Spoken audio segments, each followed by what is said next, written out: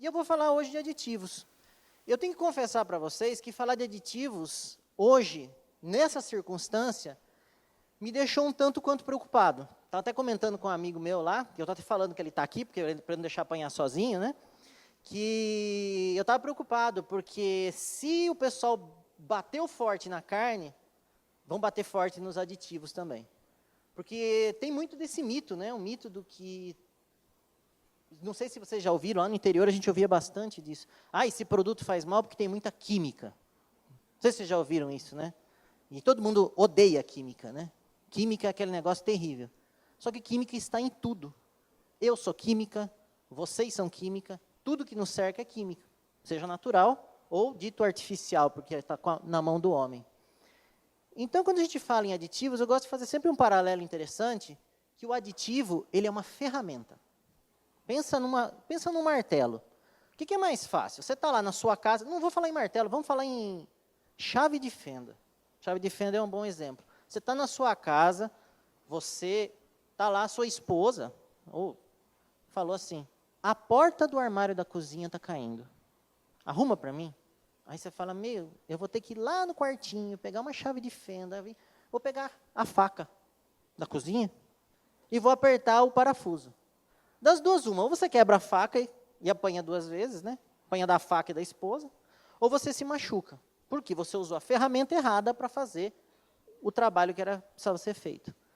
Então, eu sempre faço um paralelo de que aditivo é ferramenta. Aditivo, ele pode ser usado, e ele tem que ser usado de uma maneira consciente, ética, controlada, estudada por especialistas, por profissionais, né? Para atingir o objetivo que ele se destina. Ah, mas usaram certos aditivos que não podiam ser usados. Usaram.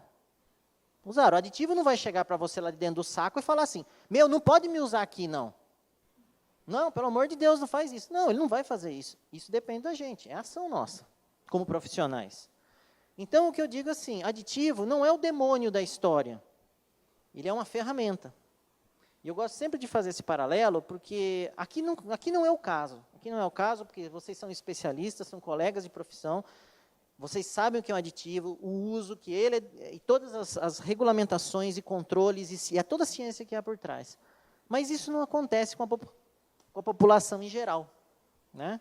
Como os nossos palestrantes anteriores falaram, é muito paradigma, problema de comunicação, então a gente acaba tendo que desmistificar muita coisa que acaba se colocando, né, como lenda urbana. No finalzinho, e eu não vou me levar muito esse assunto, porque esse assunto é muito sonífero, eu preciso falar, né? E a apresentação, na verdade, ela não ajuda muito também. A gente vai passar rapidinho. O assunto aditivos, ele é muito profundo, porque desde que o homem é homem, ele sempre buscou uma ferramenta, uma maneira de conservar melhor os alimentos. Por quê? Para poder ter uma disponibilidade maior, você imagina, é que hoje a gente vive uma outra realidade. Mas não precisa ir muito para o passado, não. Se você imaginar um boi ali com não sei quantas arrobas, é um bicho grande. Você vai matar um boi, você está lá, você e pelo menos uma meia dúzia, né, porque vai dar trabalho. Você vai lá, pendura, mata o boi, beleza. Você não tem freezer, você não tem energia elétrica, você não tem nada. Malemar, você tem sal. O que você faz? Quanto tempo essa carne vai durar? Isso não demora. Há uns 40, 50 anos atrás, lá no interior do Brasil, essa era a realidade de um país rural. E todo mundo aqui deve ter alguma história que já ouviu, olha, mataram um boi e fizeram uma festa. Claro que tinha que fazer uma festa. Tinha que fazer uma festa, porque tudo que você precisava aproveitar. Você não tem refrigeração. Como é que você faz para a carne não durar? Ah, mas tem aquele negócio da carne na lata. Tem. Olha que legal. É o primeiro processo tecnológico, de maneira assim, intuitiva, e a maior parte dessas descobertas começou de maneira empírica, para conservar. E os senhores e a senhora sabem muito bem que os processos de conservação todos foram iniciados de forma empírica. A defumação, por exemplo, a gente vai falar um pouquinho aqui rapidamente de fumaça líquida. A defumação é um processo que, por acidente, estava lá o grupo caçando, de repente pegou fogo lá na floresta, eles perceberam que aquela meia dúzia de animais que estavam lá, todos torrados, tinham um gosto bem melhor do que os que eles matavam crus. Então, vamos tentar usar isso. Então, essa é a engenhosidade humana. Então, tudo começou dessa maneira. Então, vamos só continuando. Onde que aperta aqui? Pronto. Então, aditivos alimentares em produtos carnes. Então, a gente faz uma listinha rapidinho de alguns dos conhecidos, em torno de uns 3.000 conhecidos. Tá? Muitos deles, a maior parte é usada em alimentos. Talvez eu tenha perdido algum outro aqui, alguma coisa nesse sentido. Tá? E todos eles têm uma função, e cada um deles tem uma ciência por trás. Tá? Todos eles têm um universo atrás. Por isso que eu digo, falar de aditivos é falar de um universo à parte. E todos eles têm uma função, têm um uso, e tem os prós e contras de onde eles vão ser usados. E é sempre importante, eu não sou especialista, tá, em legislação. Por quê? Como eu disse para vocês, eles são rigidamente controlados pela legislação brasileira. Nossa legislação é positiva, ou seja, tudo que não estiver escrito não pode ser usado. Então, se você observar toda a legislação, e aqui ela especifica que o aditivo alimentar é um ingrediente adicionado intencionalmente nos alimentos, com propósito, etc, etc. Isso aqui está na portaria 540, e ela define exatamente o que é o aditivo alimentar. Seu uso, suas funções, tá? É importante, não inclui contaminantes e substâncias nutritivas. Tá? Então, ele tem uma característica definida. Tá? Então, não é qualquer coisa que eu possa chamar de aditivo. Tá? Aquela história do papelão, aquilo não é aditivo. Tá? Aquilo é mito. Né? Bem diferente do que a gente ouviu. Duas portarias que definem de forma específica, na parte de produtos carnes, a 1002 e a 1004. A 1004 define dosagens, tipos de categorias de produtos, onde podem ser usados, e os limites e as respectivas categorias. Bom, falando nisso, temos dois importantes órgãos de referência que o Brasil utiliza. O principal é a FAO, o JECFA. Por que o JECFA? O JECFA, como todos vocês sabem, ele tem monografias dos aditivos. O que são as monografias? São verdadeiras especificações técnicas. Se eu estou falando em um conservante, este conservante chama-se XYZ, ele tem um número CAS, que é um número de classificação química, ele tem uma definição de uso, ele tem uma origem, ele tem uma descrição, ele tem uma toxicologia. Então, ele tem um raio-x, um RG, um currículo praticamente desse aditivo. E isso é muito importante, porque em função do que esse aditivo e do que ele disser e do que ele tem, a gente vai poder dizer se, claro, respeitada a legislação, que foi baseada também no JECFA, a nossa legislação em específico, a gente vai poder usar eles com segurança. E quando a gente deve usar? Quando for necessário manter o valor nutritivo, características e na quantidade estritamente necessária. O que significa isso? Não é porque eu coloquei 1 grama que ficou bonito, que eu vou colocar 20 gramas e vai ficar lindo. Tá? A regra, quanto mais melhor, não funciona. Tá? Nem sempre mais é melhor. Então, é importante, quantidade estritamente necessária para obter o efeito desejado. E quando a gente não deve usar? Isso é óbvio para a gente, né? Quando induzir o consumidor a erro, engano ou confusão. Quando houver evidência de suspeita de atividade tóxica e quando encobrir alterações. Essas 3 frasezinhas aqui seriam mais do que suficientes para que a gente não demonizasse, ou pelo menos não acreditasse que os aditivos são o vilão da vez. Mas, mais uma vez, como eu disse, eles são ferramentas. Não somos nós, aliás, somos nós, mas é o usuário final que deve decidir o destino do aditivo. Eu vou falar basicamente, rapidamente, de alguns tipos de aditivos, tem muito mais para carnes, mas como o tempo é curto, a gente vai dar uma pincelada rapidamente e falar um pouquinho sobre esses aditivos. Tá? Então, primeiro nós temos os conservantes, a função, obviamente, como o nome fala, é promover a conservação, ou seja, evitar problemas ligados a, principalmente, questões microbiológicas, né? Produtos carnes também, no caso, os únicos conservantes permitidos são o famoso nitrito e nitrato. Tá? E aí sempre vem aquela pergunta da questão das nitrosaminas e tudo mais. Eu não vou entrar no mérito da questão, até porque isso é um assunto discutido há mais de 50, 60 anos.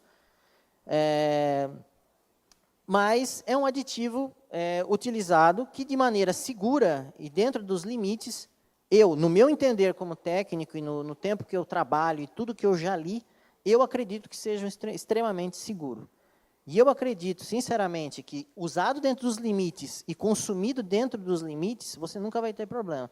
Eu acho mais fácil você desenvolver problemas ligados a um excesso de consumo de sal, açúcar, calorias, como a gente tinha falado sobre alimentação saudável, do que efetivamente você ter algum efeito em função destes aditivos. Aumenta a vida útil do produto, evita o retardo do crescimento, é um elemento essencial na segurança alimentar, especialmente ligado ali ao nosso querido Clostridium botulinum. Né? Aqui a gente fala um pouquinho dos nitritos e nitratos, aqui tem uma série de questões técnicas, que a gente não vai entrar muito no detalhe, mas, mais uma vez falando, ele é um conservante é o único e mais conservante utilizado em alimentos, é encontrado comumente no solo, os nitratos são comumente encontrados no solo, e aí aquela pergunta, mas eu como carne, então eu estou consumindo muito nitrito. De onde que eu posso estar consumindo também nitritos e nitratos? Se você comer um brócolis, às vezes você pode estar consumindo até 900 ppm de nitrato. Só que ele está numa forma diferente. Então, assim, a gente tem que olhar as coisas com as perspectivas que lhes são devidas. Entendeu? Não significa que esse nitrato é realmente aquilo que, ou esse nitrito é o que está me causando. Não. Como eu disse, a informação é importantíssima. Precisamos questionar, precisamos pesquisar, e o ITAL cumpre, como eu sei, e sempre acompanhei, desde quando eu era estudante, no curso técnico, o trabalho fabuloso que o ITAL faz na pesquisa, na produção, inclusive bibliográfica, na produção científica, e sei dos profissionais que estudam afinco o uso desses aditivos, e é uma discussão até do caso do nitrito, uma discussão muito antiga, porque, não vamos usar mais nitrito e nitrato, e o que a gente vai pôr no lugar? Não vamos pôr nitrito e nitrato mais. Vocês já comeram linguiça, aquela linguiça, como chama? Caipira, né? Linguiça caipira sem cura? Ela é completamente diferente. O consumidor, e isso eu não estou falando deste século, o consumidor de produtos curados, ele tem em si essa característica, e essa característica do produto curado, ela é definida, e já é definida há muito tempo, como uma característica desejável. O nitrito, ele não é apenas um elemento de função apenas conservante, ele também altera sabor de forma positiva, ele altera cor, ele tem outras funções. Né? Mas ele tem a questão das nitrosaminas.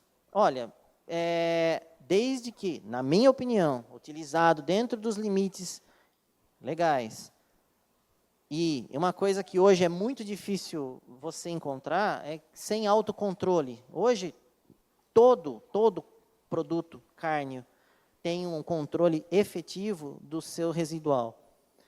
Eu tenho acompanhado isso muito e a gente tem percebido que isso é uma constante preocupação dos produtores e da própria, do sistema de segurança, da própria vigilância.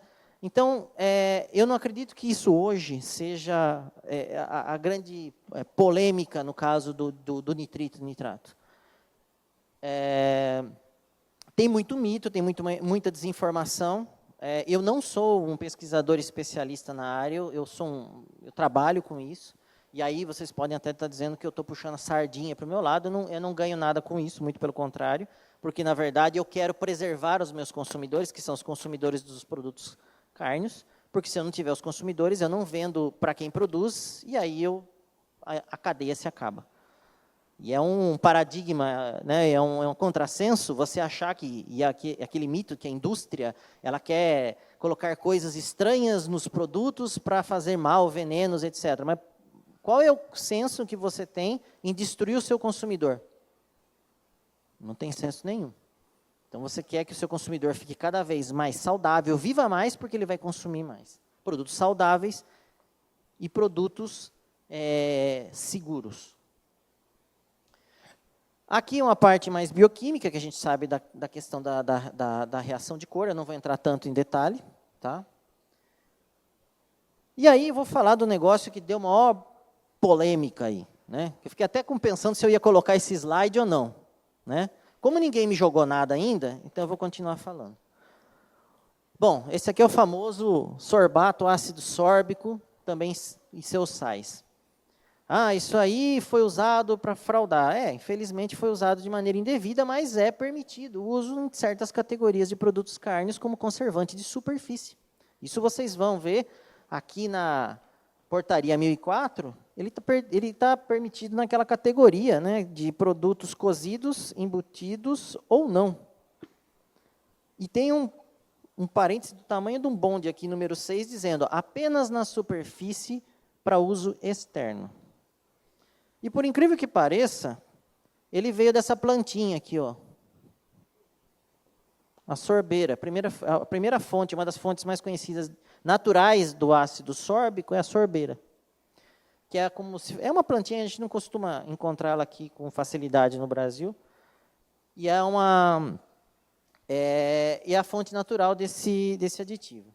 O que acontece? Ele é um agente conservante, ele é um ácido orgânico, né? Ele é metabolizado pelo organismo da mesma forma que outros ácidos orgânicos que são consumidos. E ele pode ser utilizado como conservação externa, como fungicida, para evitar crescimento de mofo. Tá? Na categoria de carnes, ele é usado em outros produtos, o sorbato, no ketchup, na mostarda, ele é utilizado como conservante para evitar a formação de mofos, até porque o mostarda, ketchup, eles têm a questão de conservação por pH e tudo mais, mas é utilizado como mais um agente de conservação. Tá?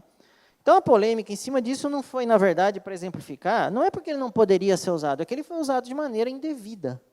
Ele foi usado de uma maneira que não deveria ter sido usado. Mas ele pode ser usado em certas categorias e novamente, né, vai da questão ético, da questão científica e da questão do uso dentro do que é permitido. O lactato, muito utilizado, que é um regulador de acidez dentro das categorias, e que tem o seu efeito muito interessante do ponto de vista de redução de atividade de água, o próprio íon do ácido lático, como ácido orgânico, também ajuda na conservação, né? E ele tem sido muito usado hoje em dia para auxiliar nesse processo aí de manutenção do shelf life dos produtos. É um sal do ácido sódico e ele também atua da mesma forma que o sal, auxiliando também na redução da atividade de água, e ele também auxilia na questão da redução da flora microbiana.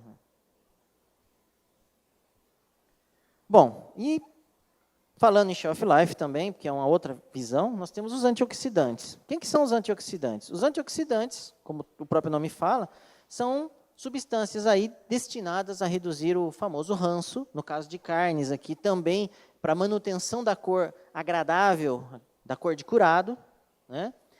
E ele reduz a oxidação das gorduras, promove a manutenção da cor. Ele também, e é muito interessante isso, ele atua também na redução do risco de formação das famosas nitrosaminas. Tá? Então, ele está lá com essa função também. Existem alguns tipos, que são os mais utilizados.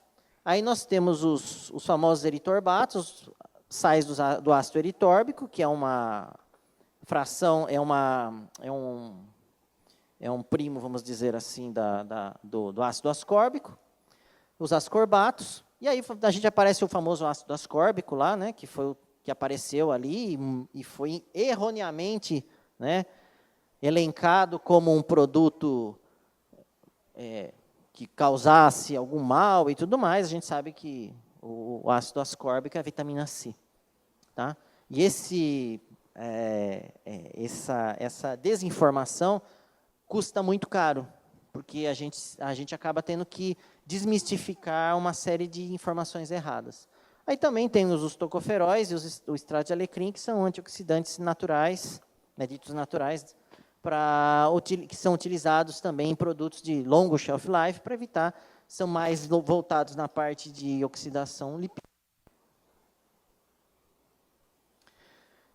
E temos estabilizantes, que são aqueles polifosfatos, basicamente. Eles melhoram a retenção dos líquidos, reduzem a perda térmica, né?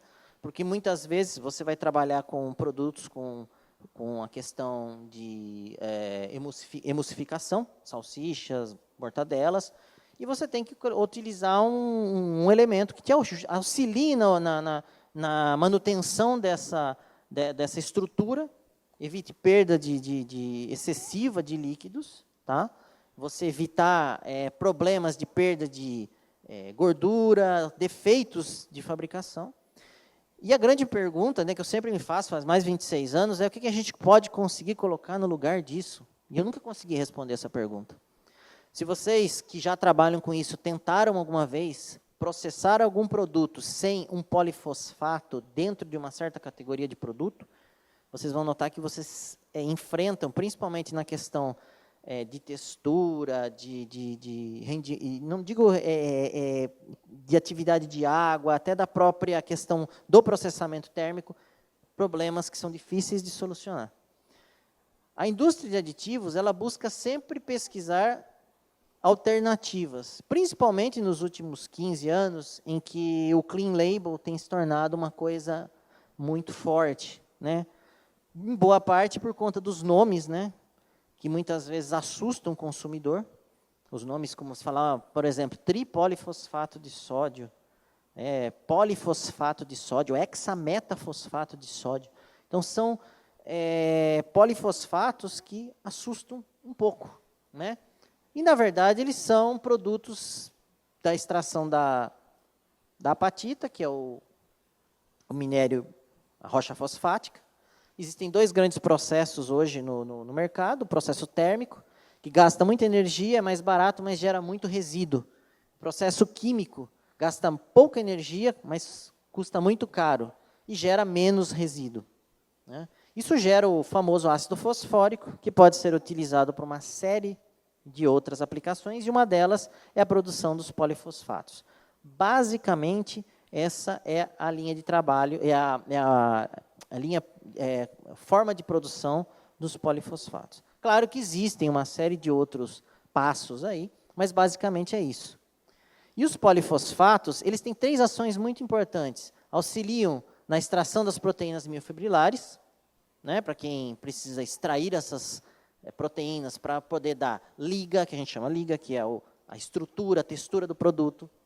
Elas têm ação antioxidante.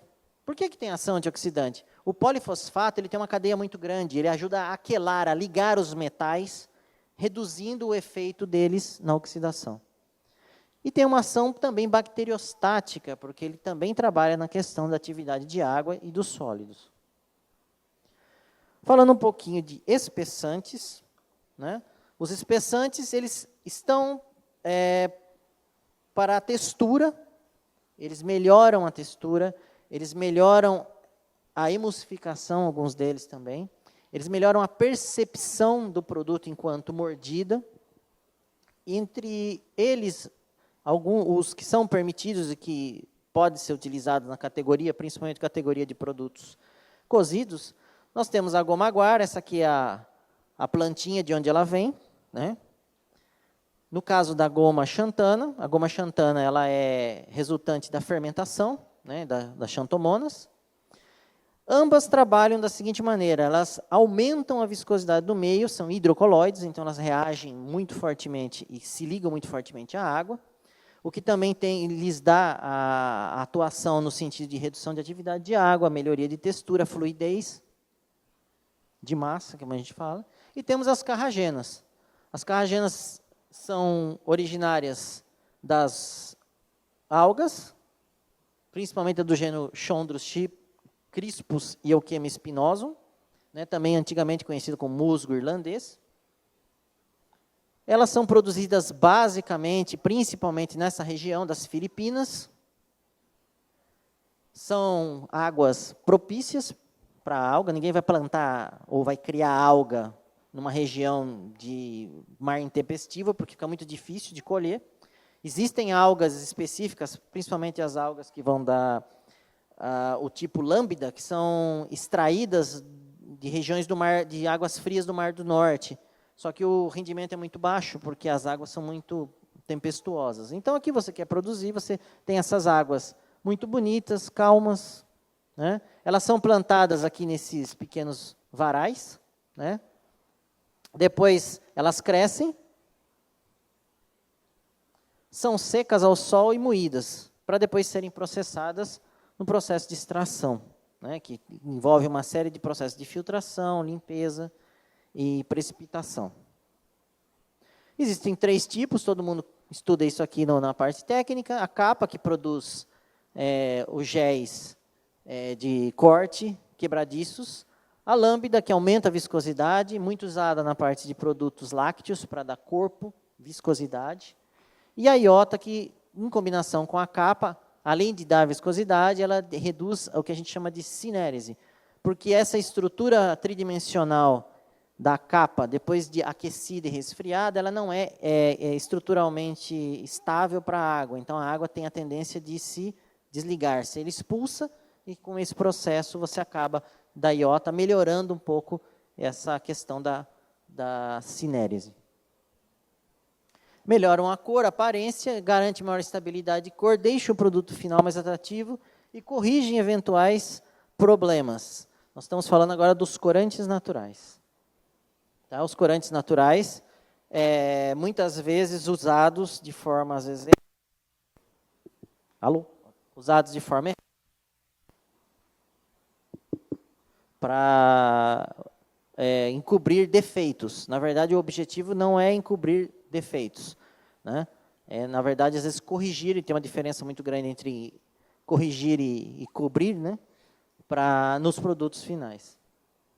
Os principais corantes, urucum, muito conhecido aqui no Brasil, né? A CRAC trabalha com urucum já fazem muitos e muitos anos, né? A cúrcuma, né? Muito conhecida aqui como açafrão da terra.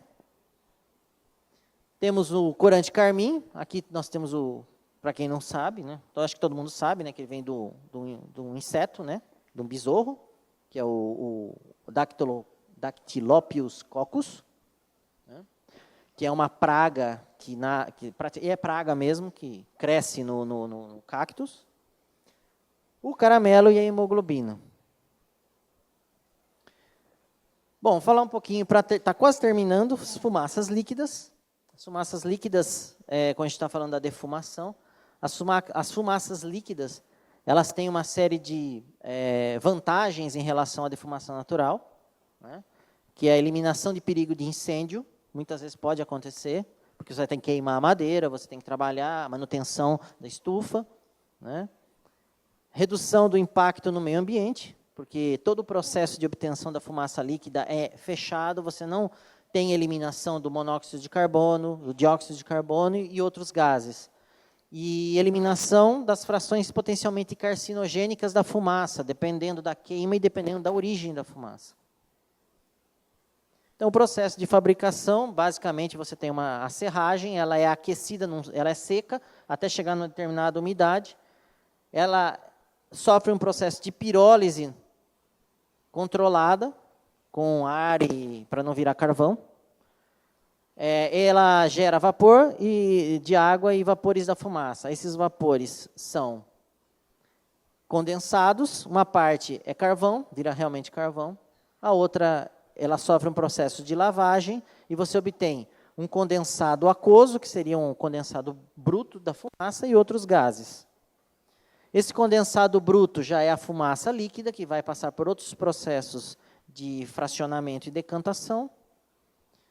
Tem uma fração orgânica que você retira, que é o alcatrão, que não é desejável. E todo esse processo aí, tudo isso é utilizado na queima ou vendido como subproduto e volta de novo ao processo. Então, a única coisa que vai para o meio ambiente é o vapor d'água. A vantagem da fumaça líquida, no ponto de vista técnico, vamos dizer assim, é que você consegue controlar melhor a questão da cor, consegue controlar melhor a questão do cobrimento e da uniformidade dos produtos, né? E tem a vantagem de você não ter problemas com incêndio e outras desvantagens da queima da madeira, sem falar que problemas ambientais. Bom, antes de terminar, o meu foi rapidinho, eu gostaria só de fazer só um questionamento com vocês, para exemplificar uma coisa que eu acho que acontece muito com o consumidor. Provavelmente vocês vão matar fácil essa.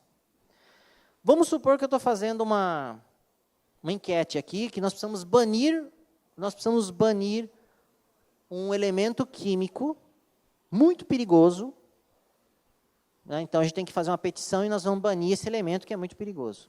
Eu vou dar algumas características dele, eu vou dar o nome dele e as características. Esse elemento químico, se você ficar exposto à forma sólida dele, ele causa muitos e sérios danos à pele. Em sua forma gasosa, na forma de vapor, ele pode causar queimaduras seríssimas. É um poderoso agente de limpeza industrial e doméstico. É promotor do crescimento de fungos, bactérias e protozoários. É responsável pela morte de milhares de pessoas no mundo anualmente. Acelera o processo de oxidação de metais. E está presente em todas, para quem trabalha com bebidas, em todas as bebidas, alcoólicas ou não, gasosas ou não, presentes no mercado. O seu nome é monóxido de dihidrogênio. Pergunta, banimos ou não o monóxido, eu não consigo nem falar, monóxido de dihidrogênio? Por quê? É água. É água. O monóxido de dihidrogênio é água. Agora, vocês sabem que é. E o consumidor? Faz uma enquete dessa para o consumidor. Vocês acham que ele vai responder o quê? Não, manda isso para o inferno. Joga isso fora. Não vou mais beber cerveja porque tem esse negócio dentro. É tudo uma questão de informação. Quimicamente é a mesma coisa. E isso daí eu peguei até na internet, porque já foi feita uma enquete num conjunto de consumidores lá nos Estados Unidos. 98% deles disseram que tinha que banir o produto. Então, tudo é informação. Queria agradecer a paciência e a atenção de vocês. Peço perdão por ter falado alguma besteira. Eu só queria falar que a CRAC é uma empresa do Grupo Adeste, é um grupo que trabalha em 8 segmentos diferentes, tem 8 empresas em 4 segmentos diferentes, e a CRAC, aqui é a Nast Craftsmer, a qual eu orgulhosamente trabalho, já fazem uns 9 anos, atua na área de food e na parte de aditivos cárneos. Estamos há mais de 63 anos no mercado, à disposição de todos vocês. Muito obrigado a todos.